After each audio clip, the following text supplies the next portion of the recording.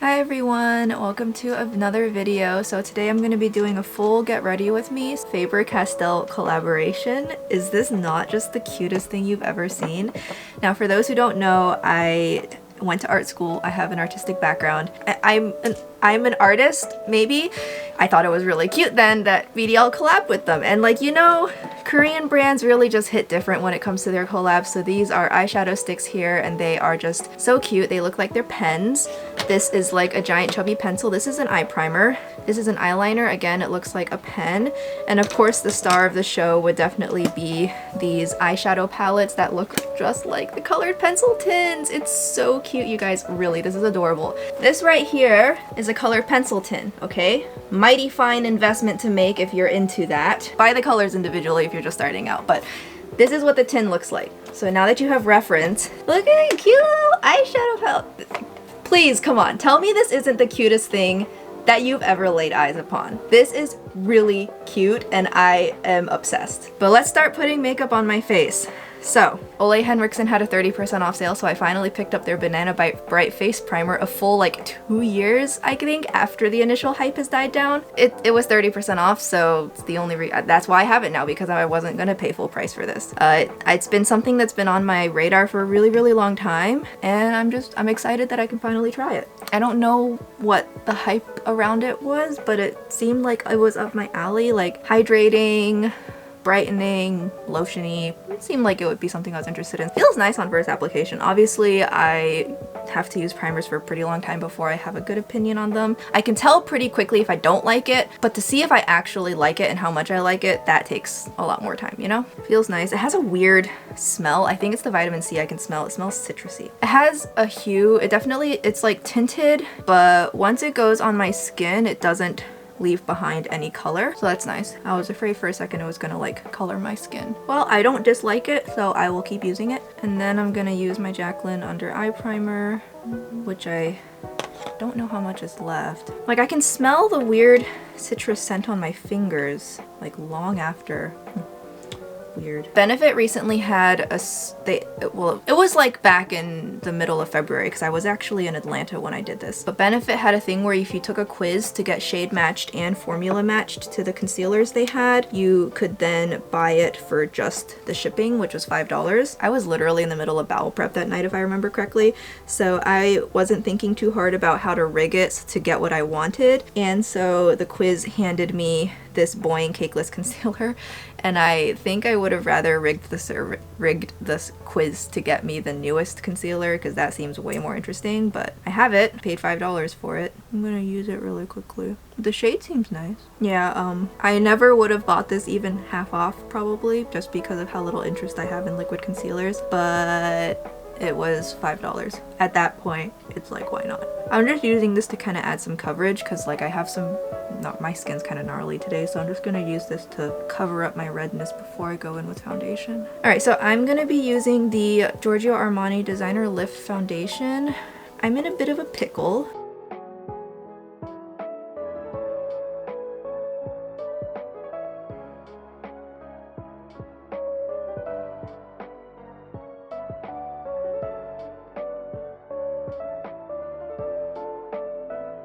This is the triple concealer, by the way.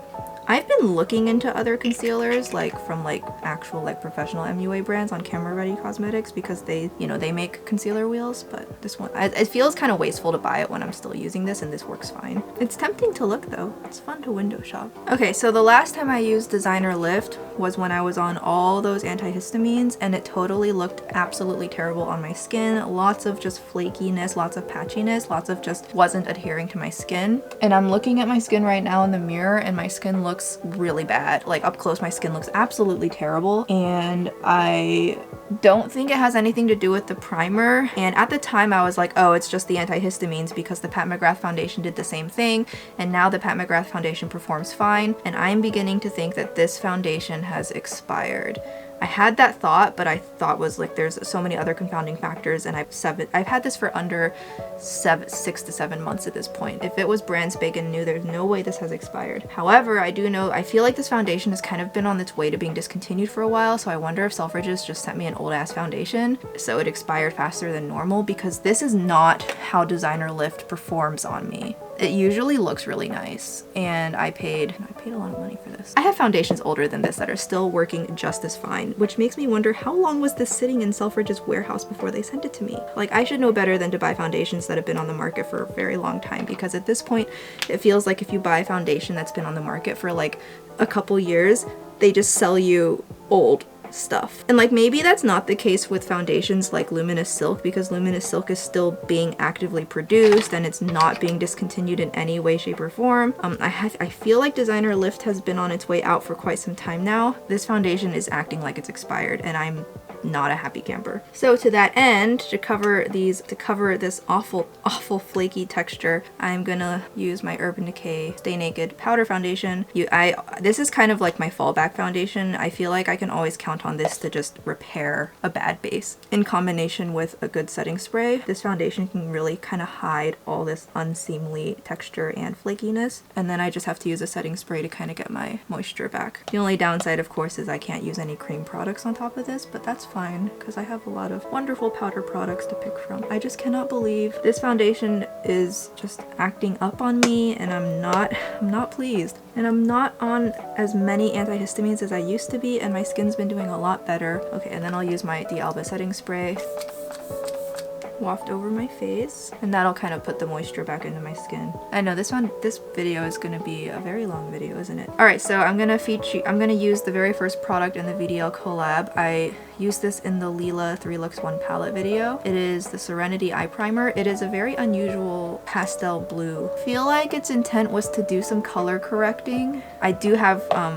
darker eyelids than the rest of my face. Not very dramatically darker, but it's, you know, half a shade darker than the rest of my face. So I feel like this was kind of like targeting that, while also the blueness kind of like almost acts like a lavender corrector and cancels out the sallowness. Like, I feel like that's what they were going for, but I don't really know how well it works out in practice, because I feel like it just makes my eyelids look a little bit ashy. It is mildly tacky, not that tacky. It's mildly tacky, so it feels fine. Like, it doesn't dry me out or anything. It feels good to put on. It's an interesting color. It gives an interesting color effect. All right, I'm gonna use Urban Decay Brow Blade in Dark Drapes just because I have it and I need to finish it.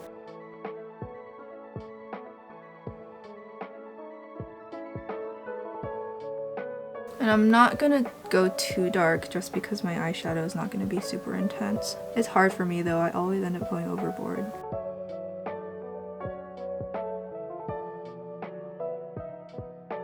Yeah, that's pretty good. I went a little overboard here, but I'll get a brush and I'll fix that. So I'll just take a little angled brush and I'll just tone that down a little bit. Yeah. You can also just kind of use your finger to blot it out too, which works. And then I'm gonna take the ink stain side and I'll use that to draw in the little hairs.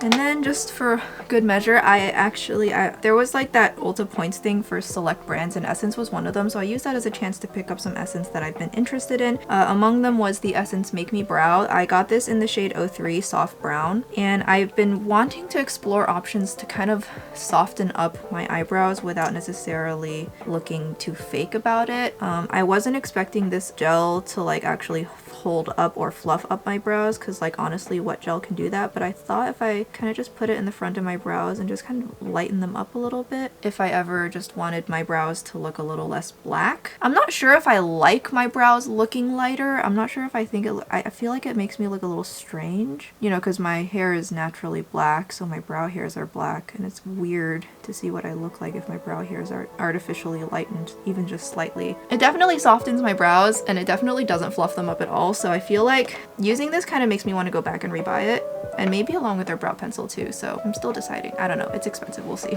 I have two colorways here, as I've mentioned. I have the orange one, which looks like this, and then I have the more mauve toned one. I don't like finger swatching my shadows because I feel like I'm gonna like hard pan them or something, but swatch them for you guys. So it appears that there's kind of a variety of textures in this palette. So there's matte, there is the kind of twinkly translucent shimmer, and then there's like kind of a satiny slash matte with sparkle kind of shade. Okay, and then the warm palette's shimmer has a different texture. It's a little bit, yeah, the orange one feels much chunkier. It almost felt like a pressed glitter. These are very interesting textures, I will say, which I guess it doesn't surprise me coming from VDL. So I swatched them on the back of my hand here, and so you can kind of see what I'm talking about.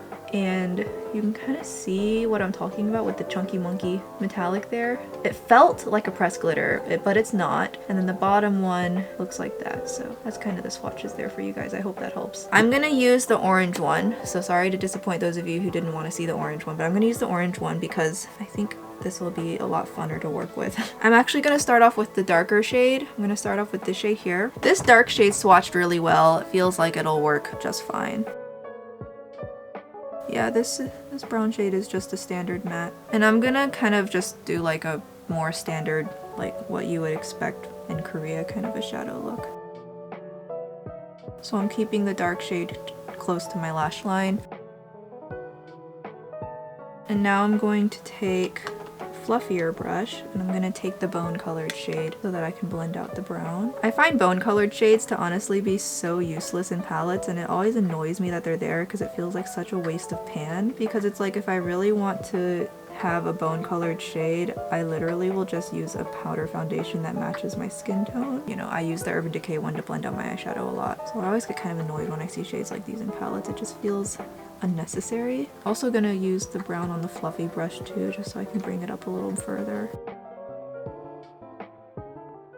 Yeah, these shadows are fine, like they're not groundbreaking. They feel a little bit drying on my eyelid, like they're kind of sucking the moisture out of my eyelids. Some matte shadows do that. It's a little frustrating when that happens. Like, I have very little to say on this just because it works fine and it's boring, and that's kind of usually par for the course for most Korean shadows. So that's why I don't buy them super often, unless it like super stands out to me. I do feel like Korean eyeshadow formulas have been pretty good lately. Like, I've heard really good things about the most recent Etude House releases. It's just not something that really I feel like I have the resources to go buying right now. Okay, so I kind of just have a pretty basic eyeshadow layout at this point. This is nothing revolutionary. I do kind of want to go in with the orange just to kind of add a little bit of kind of color interest to the tops of the eyeshadow, and I just kind of want to see what it looks like. Kind of shimmery, but it's like also not. So I'm just gonna kind of put this around the edges too. I want to use all the shades in this palette. So yeah, it definitely has this really interesting texture and finish. Like, it doesn't feel super opaque. Like, you can see that it's there compared to this eye, but at the same time it's like, is it there?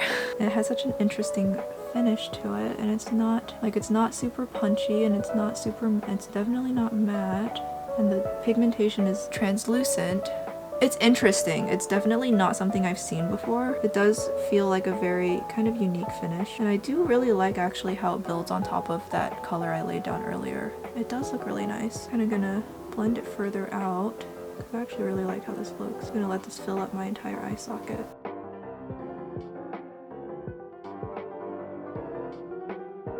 Yeah, it's really pretty actually. Like, it's really pretty in its own kind of subtle little way. I feel like I could see a Western luxury brand making an eyeshadow with a finish like this. It's got that feel to it. Yeah, so I just ended up putting that like all over my eyelids because that's so pretty. And I'm just gonna also use this to kind of blend out my lower lash line just a little bit too. Yeah, and it's like not that orange actually. Like, it definitely leaves my eyelids looking orange, but it's not overwhelming. It's not like naked heat levels of orange. I'm gonna see how this, I feel like this needs glitter glue, but nobody in Korea would be using glitter glue with this. I'm gonna go in with my finger with no glitter glue. Okay, on the eyelid it's really pretty though. So it has very little base pigmentation on its own, but because of that it gives that glossy effect. You can still see the bottom pigments I put down, but it just kind of looks like I put a topper on top of it. Now that it's on my eyelid, I like it a lot. It's super pretty actually. This is kind of one of those Korean eyeshadow finishes, the kind of glossy translucent shimmer, very twinkly.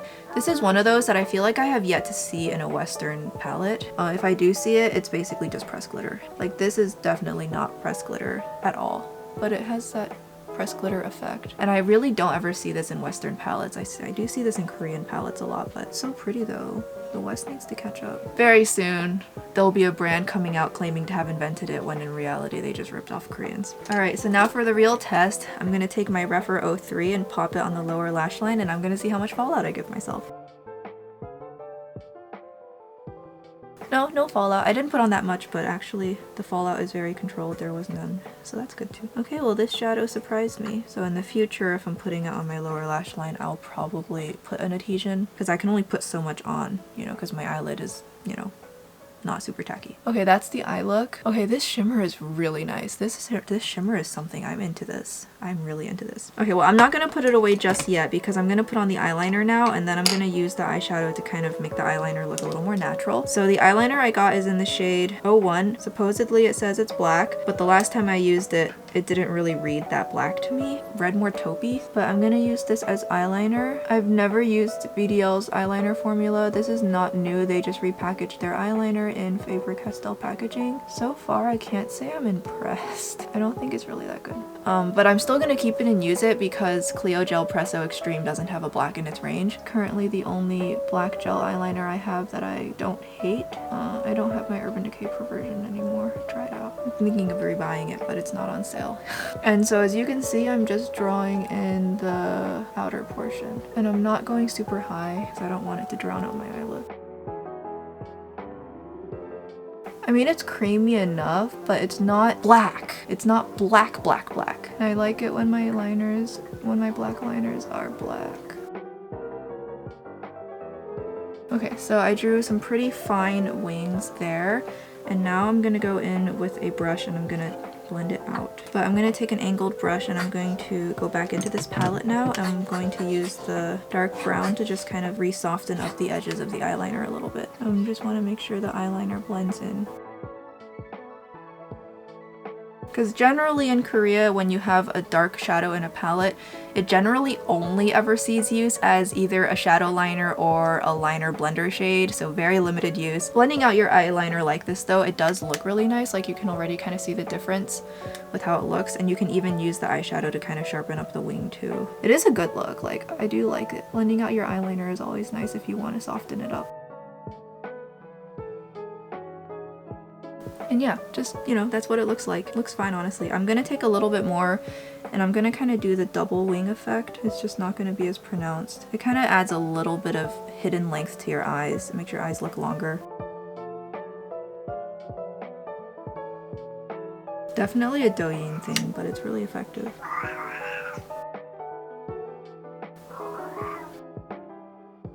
Gates. You can kind of see how they just makes my eyes look longer and deeper without much effort. Looks really cool. Okay, so that's gonna be this eye look done. I just need to pop on some false lashes, and for that I'm going to use this old pair of Patrick Ta House of Lashes that I'm just trying to wear them out at this point. There's like they're old and I don't want to like throw them away because it just feels like such a waste. I do want to like use them up to the point where they're worn out before I throw them away. I thought these looked great on me, and then I discovered doe lashes and I realized these really didn't look that great on me, so that's kind of why I stopped using them.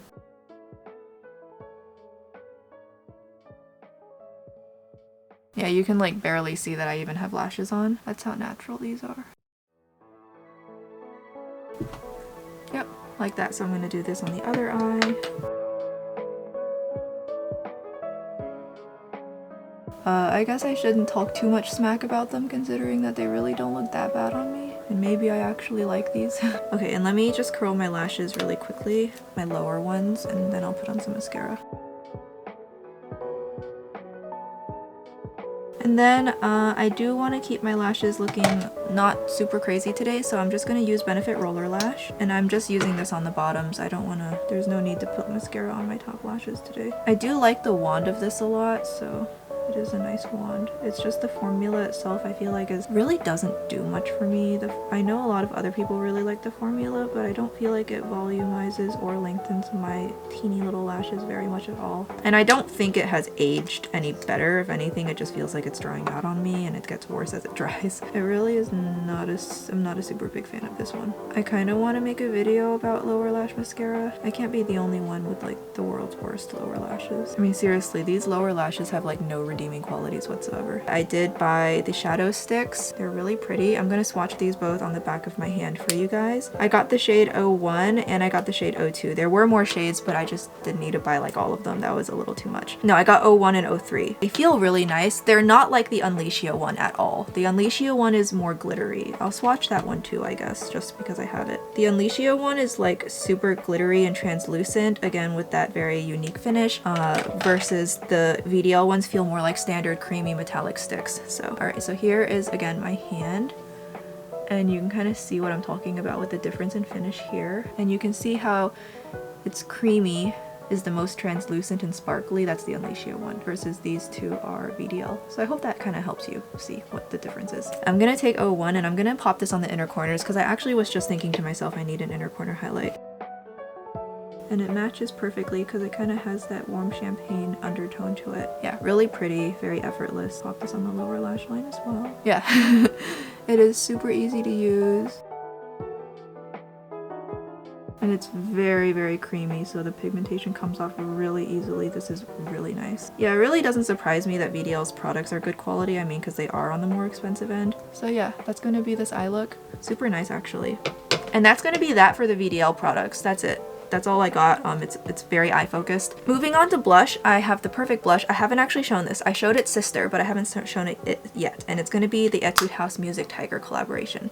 It keeps like flying in and out of stock. So at first I was like, I bought it really expensive because I thought it had sold out. But then it like popped back in stock on YesStyle and Jolzy and stuff. So it might still be in stock for retail price, which is under $10 each. But this is the Tiger Energy Blush. Sleepy Tiger is a shade I don't actually have like anywhere in my collection. So it's super fun. I love this a lot, versus this is kind of like, oh yeah, I probably have this somewhere, but it's very soft. It's very mute compared to other orange blushes I have on hand. So I think this will be perfect to use. And if I think I need to amp it up a little more, I can just use another blush. So I'm gonna kind of focus this on the inner part of my face. I'm not taking it super far back because I will be putting on some kind of contour or bronzer, also pushing it against underneath my eyes. So just kind of this triangular zone is where I'm gonna put it. I love the formula of these. It's not totally matte, but there's no shimmer or sparkle to it, so it just kind of has a very interesting finish. I like it a lot. Just feels pillowy. And I definitely have been gravitating towards Korean blushes recently, and I decluttered a lot of my Western ones because I just really love how easy it is for me to use Korean blushes. Like, I don't lose control of them super fast, versus Western blushes frequently are just too pigmented, which is why I never ended up picking up any of the Pat McGrath blushes. I don't actually feel like I would enjoy using them. I have a couple shades in her face palettes, and I think that's good enough for me because I do prefer a more lightly pigmented blush. Yeah, so I'm gonna leave the application there. I'm not gonna go any further, and I'm gonna move on to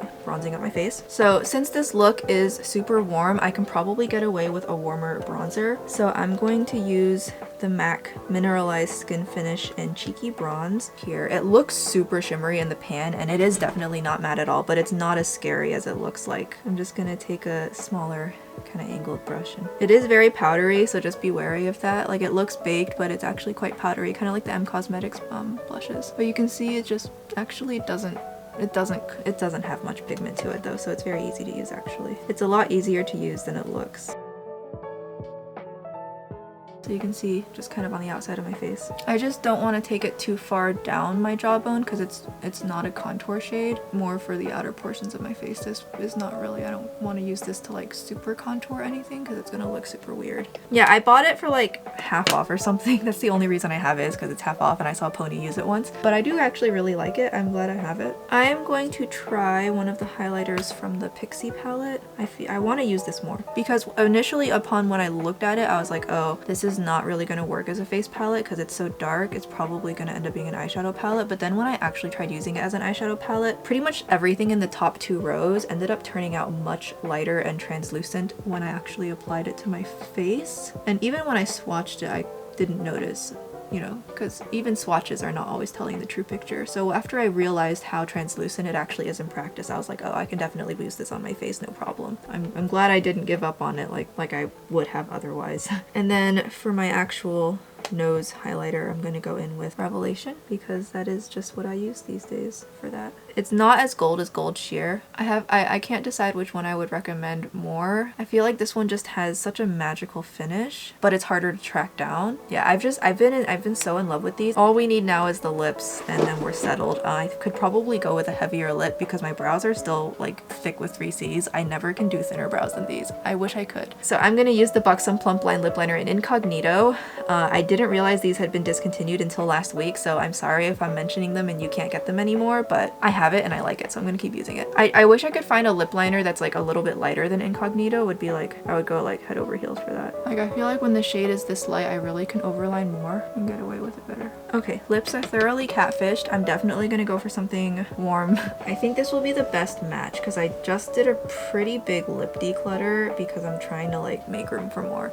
But I'm gonna use the M Cosmetics Infinite Lip Cloud and Faded Clementine. I really want to pick up more shades of these, but these never seem to be on sale, which is a shame because I think this is their better formula. My lips are pretty dry today. I forgot to put on a lip mask last night. I put on the Kaleidos lip mask before filming this video and that helped a little bit, but if my lip lines are looking out to play, it's just a dry lip day. And I'm using the applicator to like blend the color out at the same time that I apply it. Okay, so that's gonna be first layer applied, and yeah, my lips are so crusty. I really want to keep my lips matte, but I'm probably gonna have to put a gloss on top of this. Yeah, so this is like a really desaturated orange color. It totally used to be a color I would wear all the time, but I feel like these days it's a little too light. It feels a little like somehow feels a little too pastel-y milky for my taste these days. I used to love this color, but now I don't like it as much as I used to, but works with this look. I don't think it's as flattering on me as I thought it was. I don't know, just I feel like it doesn't flatter me that much. I am going to use the Laura Lee Los Angeles gloss in Strawberry Sky. I don't actually know if you can get this anymore. This was part of the collection with Erin. It's a really nice formula. I'm just gonna gently put that on top. I always hate how I get the applicators dirty, but I guess it can't be helped. I'm just gonna kind of pop that on top because my lips are just too dry. It's really sheer. It's like, it's basically clear. I'm just using it because it looked orange, so it matched. Okay, so this is gonna be the finished look, and it's really nice. For those of you who actually sat through this entire video, props to you because oh my god, this video is so long. I'm gonna try my best to edit it down as much as possible to cut out all the unnecessary rant banter. I had a lot to talk about. I hope you guys just enjoyed looking at cute little makeup because I just wanted to show this off. I know it's not like super video worthy and I don't know if anyone's actually interested in picking this up, which is totally fine if you're not. I literally just got it because it was cute. And just a cute little orange look. I do like doing subtle makeup sometimes, okay? So yeah, I hope you guys had fun playing with makeup with me and looking at the cutest little collab that ever did exist. And I'll be back in another video very, very soon. Bye-bye!